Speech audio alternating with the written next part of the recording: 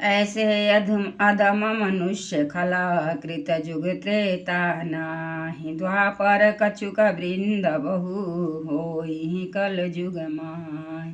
ऐसे नीच और दुष्ट मनुष्य सतयुग और त्रेता में नहीं होते, द्वापर में थोड़े से होंगे और कलियुग में तो इनके झुंड के झुंड होंगे। परहित सरिस धर्म नहीं भाई, पर पीरा सम नहीं अधमाय। निर्णय सकल पुराण वेद कर कहु तात जानहि कोविद नर। हे भाई, दूसरों की भलाई के समान कोई धर्म नहीं है और दूसरों को दुख पहुँचाने के समान कोई नीचता नहीं है। हे तात, समस्त पुराणों और वेदों का यह निर्णय मैंने तुमसे कहा है।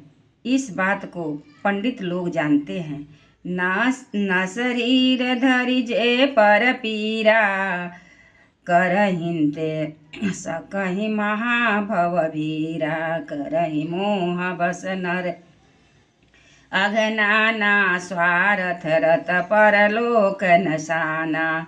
मनुष्य का शरीर धारण करके जो लोग दूसरों को कष्ट पहुँचाते हैं, उनको जन्म मृत्यु के महान संकट सहने पड़ते हैं। मनुष्य मोहवश स्वार्थ परायण होकर अनेकों पाप करते हैं, इसी से उनका परलोक नष्ट हुआ रहता है। काल रूप दिन कह मैं भ्राता, शुभ अरु अशुभ कर्म फलदाता। यस विचारी जे कर्म परम सयाने, भजहि मोहि संश्रित दुख जाने।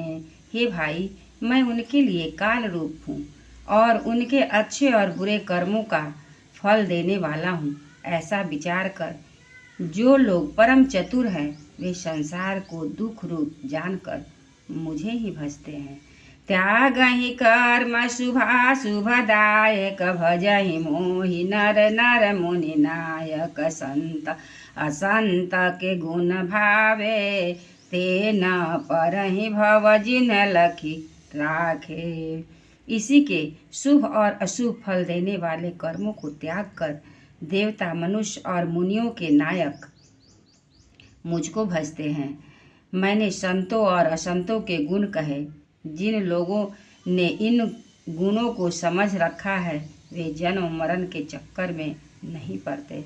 सुनहु तात कृत गुण अरु दोष अनेक, गुण यह उभय न देखियहि, देखियहि सोय विवेक।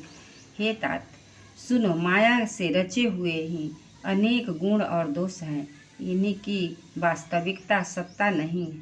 गुण विवेक इसी में है कि दोनों ही न देखे जाएं, इन्हें देखना ही अविवेक है।